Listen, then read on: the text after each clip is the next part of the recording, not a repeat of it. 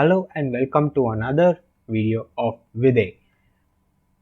In this video, we'll be looking at the final part of the chapter Light.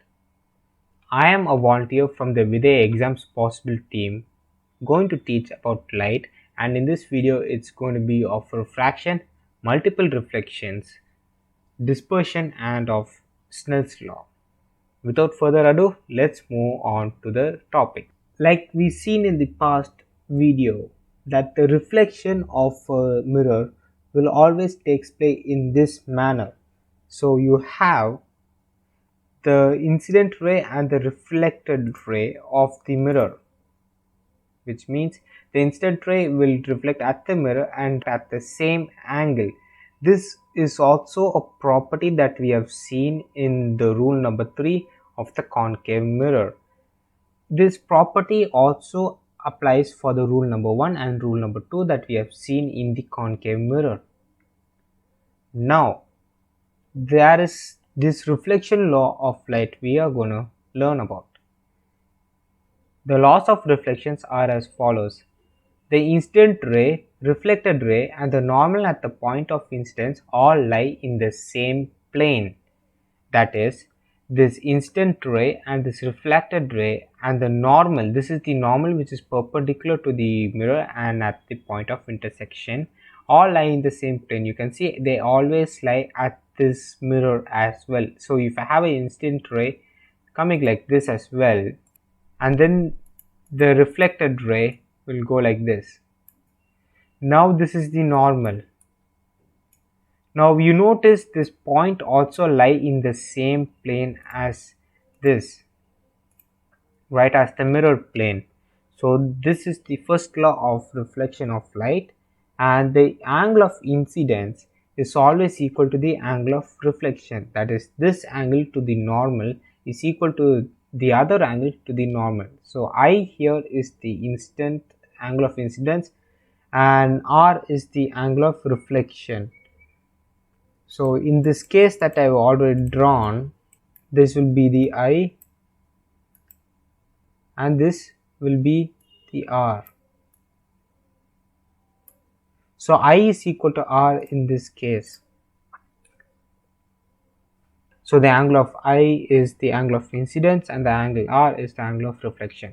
Now we go into the types of reflection that we see. So this is that's the regular reflection, that it will act like a plane mirror. You see this lake acts as a plane mirror. Water can reflect light also. It will also act as a mirror, but not to much of an extent.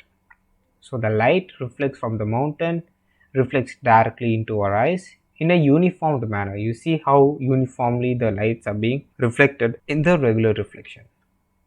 In the irregular reflection, you have a rough surface, and even if the incident beam is going to come parallel to each other, very uniform, it will be ending up in a chaos manner distribution. So you have a forest here, and this water is being disturbed by some other manner, and so this water surface is so rough that its image is getting blurry. Next we have the multiple reflection that we'll see in the next slide. So the multiple reflection is at first a hard topic and you will face problems regarding in this topic. So the number of images formed depends on the inclination of the mirrors. So you have two mirrors like this, right? You have two mirrors like this at an angle theta, right? So I would like to introduce a new element called as n, where n is equal to 360 by theta. If n is even, then the number of images that is formed is n minus 1, and if n is odd, the number of images that is formed is equal to n. Now let's say take a case of theta is equal to 90 degrees, right? You can see these two mirrors are placed at a perpendicular angle of 90 degrees. Now if this is the object, this and this are the images. Alright, these three are the images. So let's substitute the n, this is equal to 90 degrees.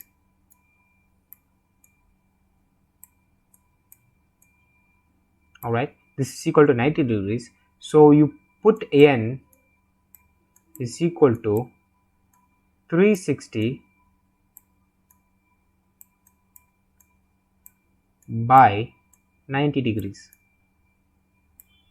which you will get the answer as 4. Right, you get the answer as 4. And since n is even, right, it's even. Since n is even because of this 4, the number of images is equal to 3. That is 4 minus 1. So 3 is equal to 4 minus 1 because here 4 is equal to even and n is 4, and while it is 90. So how much images that we can see here? We can see 1, 2, 3, and hence we find the answer to be 3.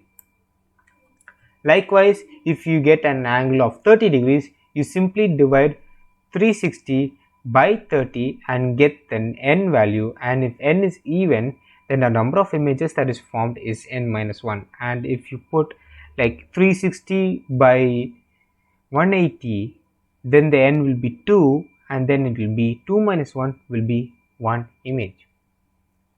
Now let's move on to the next part of the slide. So if you decrease the angle of between these mirrors, right, if you decrease it much more less, suppose I draw a new line and this one is lesser than theta, the number of images formed between this and this will be more than this one. So, and if theta is equal to 0, if theta tends to 0,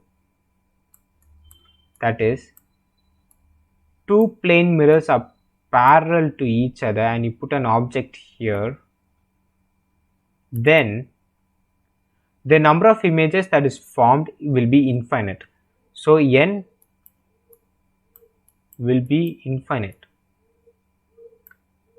For theta is equal to 0, that is when two mirrors are parallel to each other.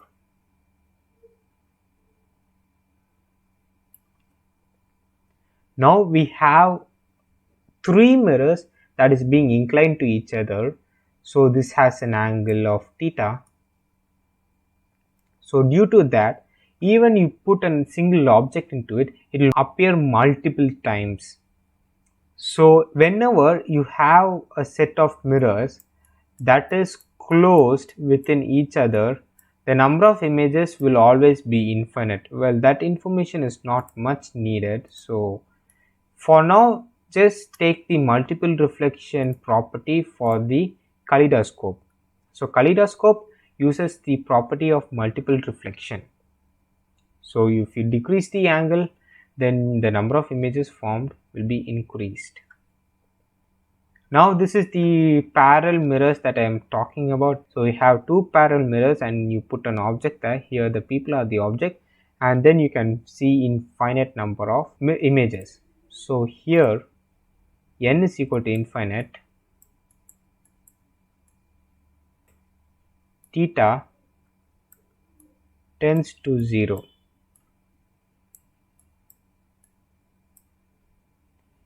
With that being said, let's move on to the next slide. Multiple reflections in terms of periscope. So what is periscope, you may ask? Periscope is a gadget that is viewed for ships and submarines for getting a better view of the top side. So you have a submarine like that, so they use a periscope to watch above the water surface. So what happens is you place two mirrors like here, right? So you place two mirrors in a 45-degree manner, and then when a light comes like this, it reflects back up and then it reflects back like this. So this is how a periscope will work. Now there's more than one reflection. These are the two normals that we have seen. There are more than one reflection here that allows the people below to see what is above the surface. So this is this is the eyepiece, and then the reflection happens here, and then it will move on like that. So based on the principle of the law of reflection of light, and they are inclined at 45 degrees, so this angle is 45 degrees, as you can see. So this is 45 degrees.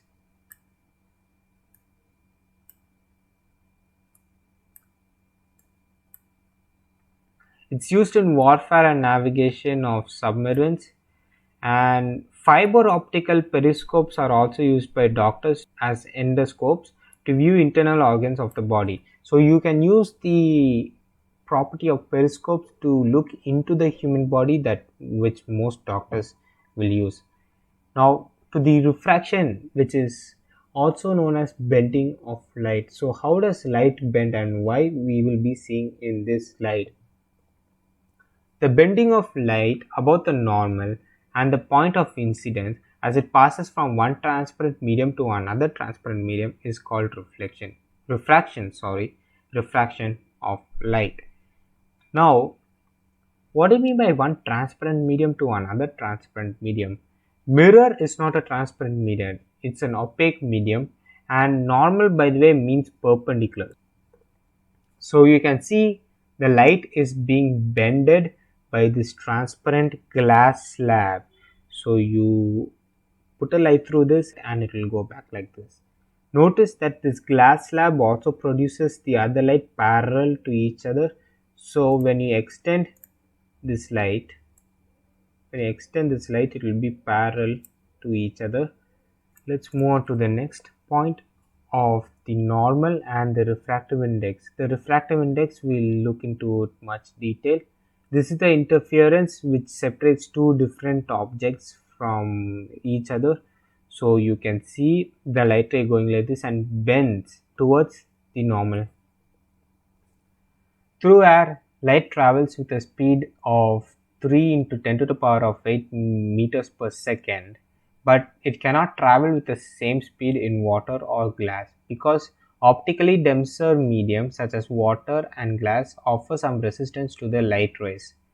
Now imagine that you're running for a race, but when you have that same running inside a water, that is you're swimming, you feel that running through air is much more faster than swimming in water. Same applies for the light.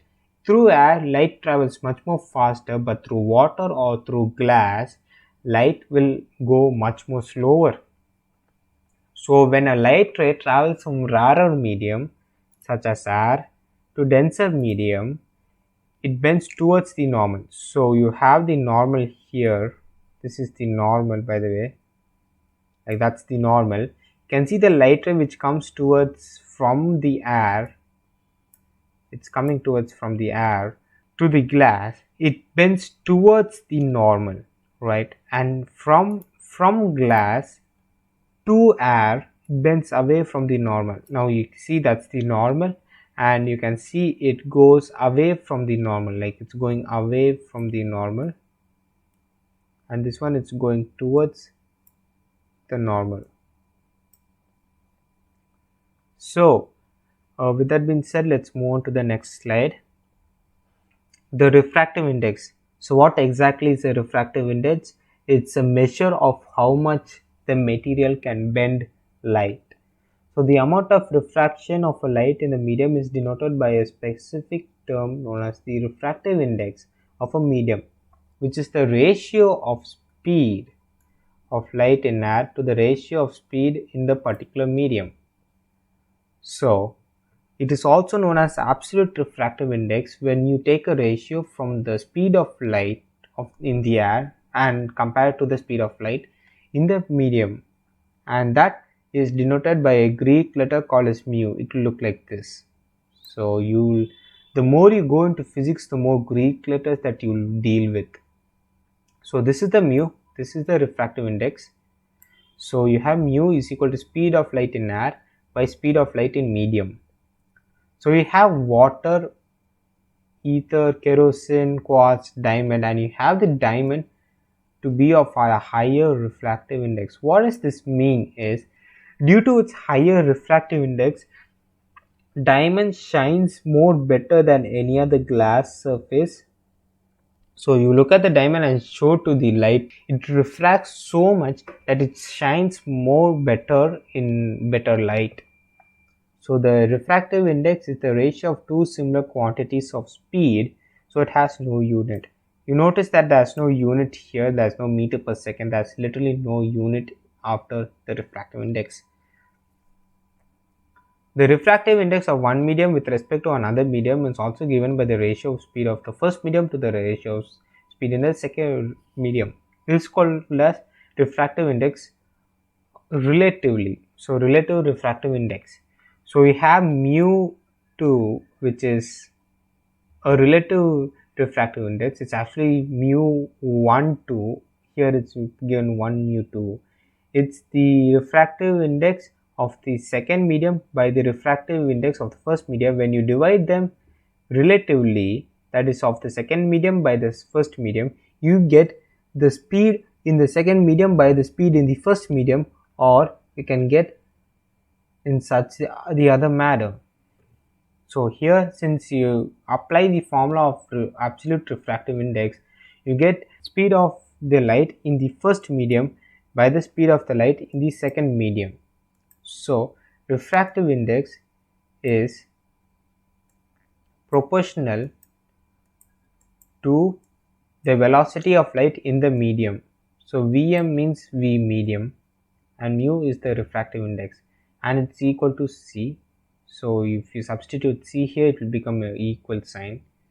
By the way, this is not infinity, this is proportionality symbol. So with that being said, let's move on to the next slide. Snell's law. There will be at least one question that comes from this topic. You don't have to remember this topic, you only have to remember the formula of how to do it. I may solve such a problem in the tutorial video of this chapter. The reflection of light rays as they travel from one medium to another medium obeys two laws which are known as refraction Snell's law. So these are the incident ray, refracted ray and the normal at the point of intersection all lie in the same plane. This is the point that we have seen in the reflection as well, right? So, and then the next is the point that we need to consider the most. The ratio of sine of the angle of the incidence to the sine of the angle of refraction is equal to the refractive index of the medium, which is constant. That is, you have incident ray 1 and then this is liquid, this is like water, it refracts towards the normal, so it bends towards the normal and you take a sine of this angle 1. What is this sine, you say? Sine is just another function, a trigonometric function that you will learn in later class. As of now, you don't have to learn it now. Like sine is a function like f of x is equal to sine x. You don't have to worry about that. Sine is just another function. What is my advice is to write it in this form. So you have mu1 in here. Suppose this side is mu1, right, of absolute refractive index, and this side is mu2. This mu1 has an angle of theta 1 and this mu2 has an angle of theta 2. So you do sine theta 1 by mu1 is equal to sine theta 2 by mu2. This can indefinitely like go on forever for multiple reflections as well, multiple refractions, that is, not reflections, refractions. We'll move on to the next slide, that is the dispersion. So what is dispersion? This word may be new for you, but you have always seen this in your everyday life. That is splitting of white light into 7 constituent colors by passing through a transparent medium is known as dispersion of light. Now the question is, what type of transparent medium will produce the dispersion of light? And the answer to it is a prism. So this is a triangular glass slab that when white light goes through here, it divides into 7 different colors starting from red to violet. And then when you show a screen to it, you can see this diffraction spectrum going on. You can see the red color here, you can see the yellow color, you can see the blue color. So the refraction of light ray is inversely proportional to its wavelength. Wavelength is another terminology that is used for light, which you will not learn in this stage, but it's worth remembering this word called as wavelength. The red color, which has the larger wavelength, deviates less, while the violet, which has a short wavelength, deviates more, which means the red here has a lower thickness than of the violet. Here you can see this predominantly being dominated by blue side here. So the real life example of dispersion that you have seen every day or mainly in the rainy days is a rainbow. So these rainbow colors are being one of the feature of the dispersion. So what exactly is causing the dispersion? Remember, I said rainy season, which means the water droplets that has come down from as rain will cause the rainbow by dispersing the light rays from the sun. And that concludes the chapter light. Thank you for attending, and please do check out other videos from Vidhai. Thank you once again.